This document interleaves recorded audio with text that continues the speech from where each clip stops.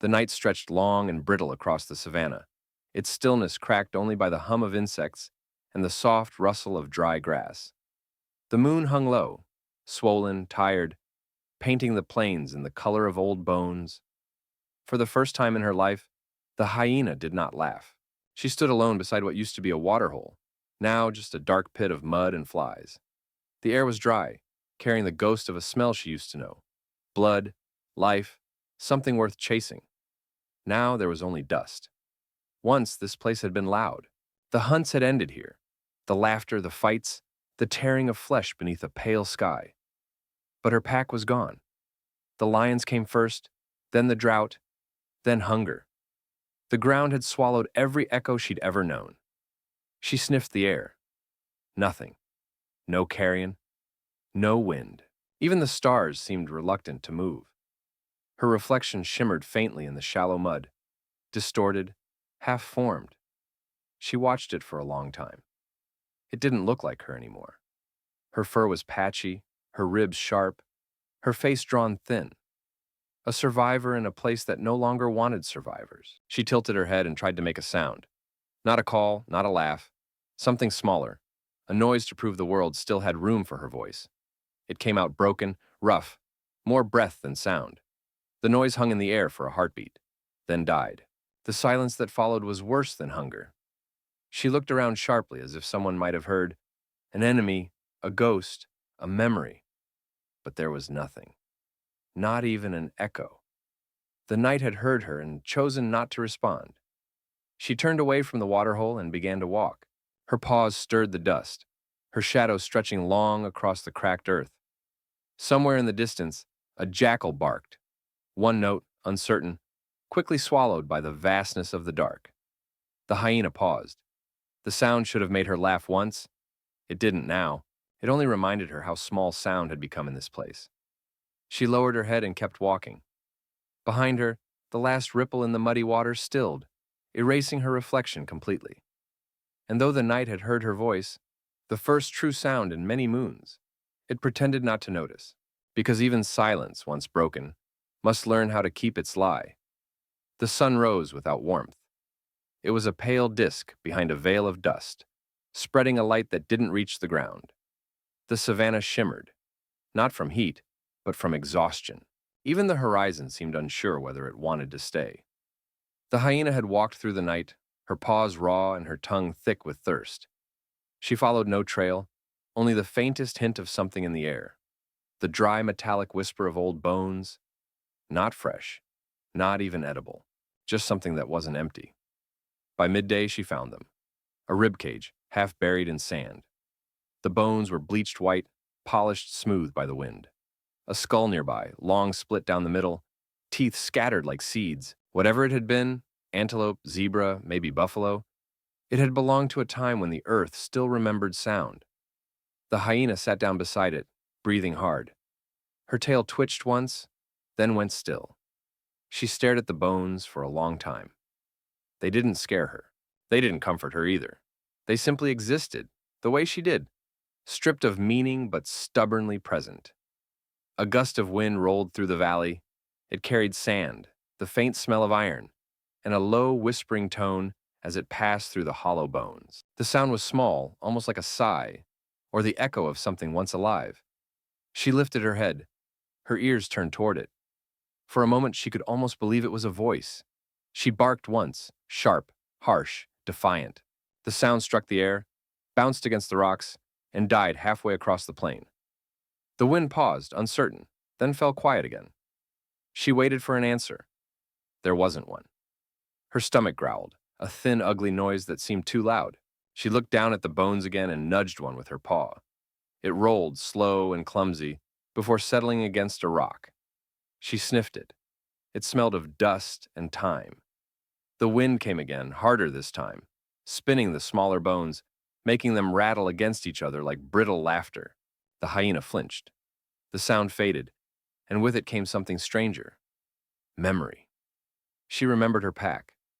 The night hunts. The chorus of voices that rose under the stars. The rhythm of laughter that made even fear seem alive. They had been cruel sometimes, but never silent. Silence had been the enemy. the sign that the world had stopped breathing. And now, she sat in its center. She looked up at the sun, then down again at the bones. Her throat made a low, rumbling sound, halfway between a growl and a question. The wind answered her this time, softly. It passed through the ribcage, producing a single hollow tone, then another, then nothing. It was enough. The hyena stood and began to walk again. She didn't know where she was going, but the bones had spoken in their own way. Not a promise, but a reminder. There were still things left in the world that could make sound, and as she disappeared into the distance, the wind rose behind her once more, whispering through the empty ribs, repeating her breath, her steps, her broken voice, until even that faded into stillness. The silence returned heavier than before, but for the first time, it wasn't perfect. By dusk, the hyena had reached the edge of the old road. It was a thin line of cracked earth and fading tire tracks, a scar that cut through the savannah and led nowhere anyone remembered. The air here smelled of smoke and old metal, not death exactly, but the memory of it. She stopped. Something was different. Beneath the wind's hiss and the endless hum of insects, she heard a rhythm, faint, irregular, human. It came from somewhere ahead, pulsing through the dusk like a heartbeat that didn't belong to her. Thump. Pause. Thump. Thump. She froze, ears twitching. The sound was too steady to be nature. It was a pattern, like the echo of rain that never fell. She began to walk toward it, slowly, her steps careful and silent. The scent of humans reached her before the sound grew clear. Smoke, sweat, salt, and something sharper. Oil. She had smelled it before, in another time, near the edge of a poacher's camp.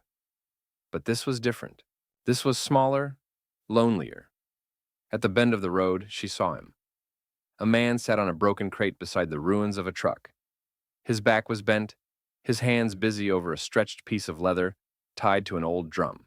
He struck it lightly with his palms, again and again, the sound carrying out into the emptiness.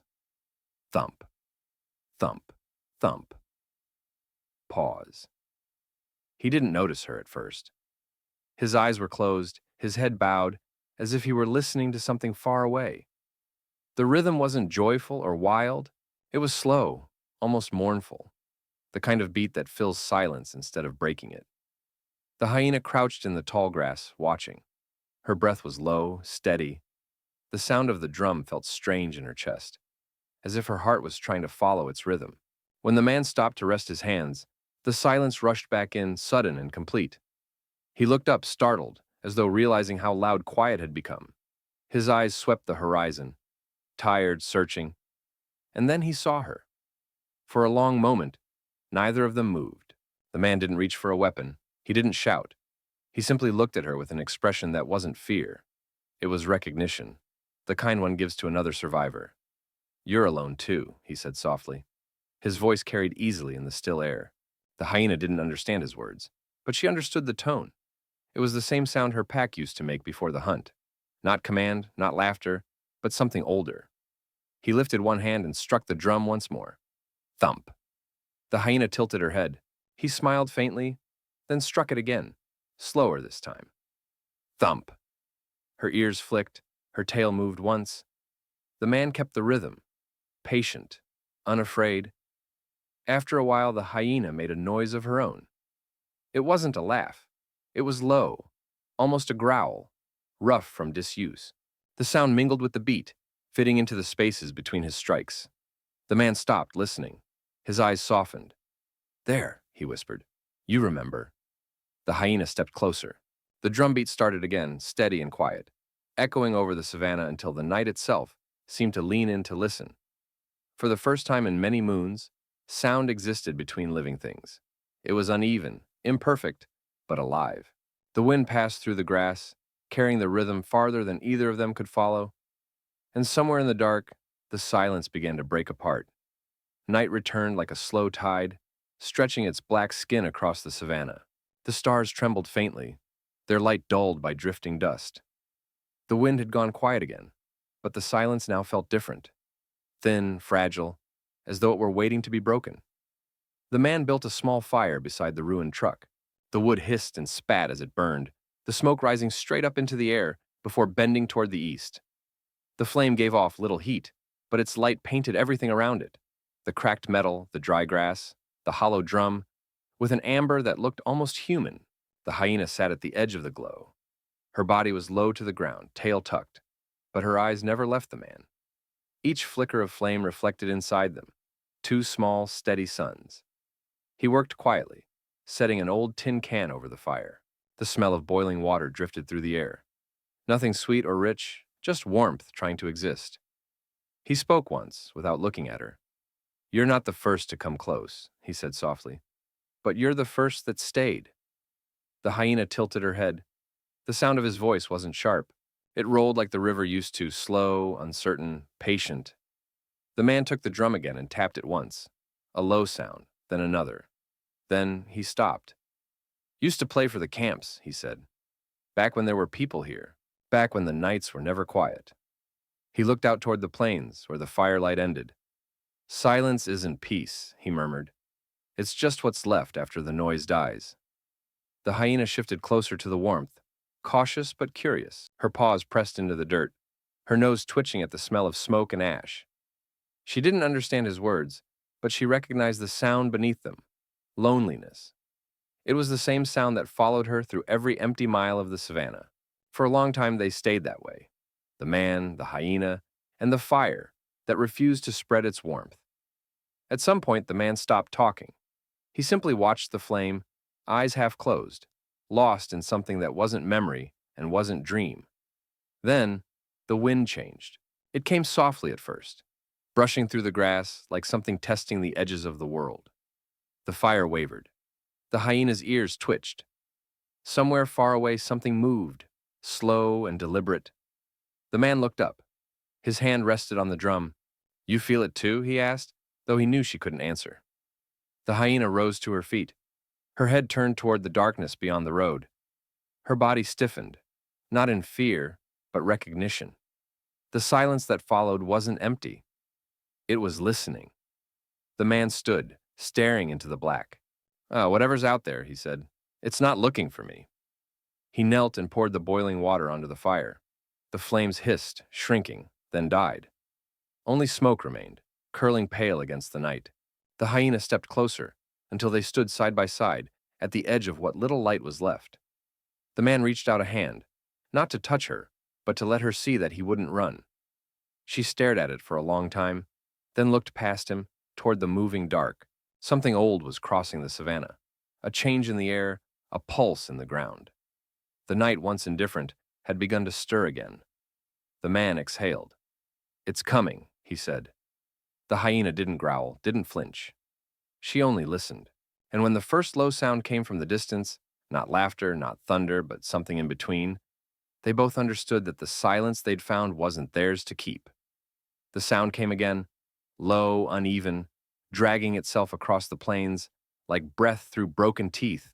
It wasn't the man's drum. It wasn't thunder either. It was laughter, dry, distant, and wrong. The hyena froze, every muscle drawn tight. Her ears flicked toward the horizon, then flattened. The sound came from the east, from the direction the wind had turned. The man lifted the drum from his lap and held it close, as if the skin could protect him. "That's not you," he whispered. "Is it?" The hyena didn't answer. She stood still as a shadow, eyes locked on the dark edge of the savannah. The laugh came again, shorter this time, closer, and then it stopped. For a heartbeat, the world waited. The man's hand trembled on the drum. "Something's mocking us," he said softly. "Something old." The hyena stepped forward, toward the sound. Her body lowered, tail stiff, but she didn't growl. There was no point in warning the night. The night already knew. The man followed her gaze and saw it. Movement. A figure low to the ground, moving between the grass. Almost human in shape, but not human at all. It shimmered faintly in the moonlight, a pattern that shifted with every blink. Another laugh came, this time from behind them. The man turned sharply, breath catching. There was nothing there, only the fire's thin smoke twisting against the stars. The hyena turned her head slowly. Her breathing changed, faster, sharper, Not fear. Recognition. The laughter didn't belong to her, but it used to. She remembered the hunts, the calls, the sound of 50 voices rising together under the moon. Laughter had been their language, their music, their defiance. But this sound was hollow, stripped of life. It carried no hunger, no joy, only imitation. The man swallowed hard. It's not real, he said more to himself than to her. It's an echo. But the earth disagreed. A shape emerged from the darkness, thin, gray, and limping. A hyena. Smaller than her, older, its fur patchy and dull. Its mouth hung open in a silent grin. When it tried to laugh again, the sound broke apart halfway, half wind, half memory. The living hyena stepped closer. The other did not move. Its eyes reflected nothing. The man took a step back. Is that... She cut him off with a short bark, a sound sharp enough to slice the silence in two. The shadow hyena blinked once, then turned its head as though listening to something far away. It began to back away, slow, deliberate, until it melted again into the grass. The man lowered the drum, still staring. It wasn't real, he said again, voice shaking. It couldn't be. The hyena remained still, eyes on the horizon. Her breathing slowed, then steadied. The wind returned, brushing over them, carrying the faint smell of dust and old laughter. She looked back at the man. Her expression hadn't changed, but something behind her eyes had. The silence between them was no longer empty. It was heavy, with knowing, with loss. The man crouched, resting his hands on his knees. It's gone, he said, whatever that was. The hyena turned her head toward the east one last time. In the distance, where the plains met the stars, the shadows still shifted, but they no longer laughed. The man picked up his drum again, struck it softly. The rhythm came uneven, hesitant. After a moment, the hyena's voice joined him. Low, broken, almost a growl. Together they filled the dark with sound. And for a brief, trembling moment, the night stopped, pretending not to hear.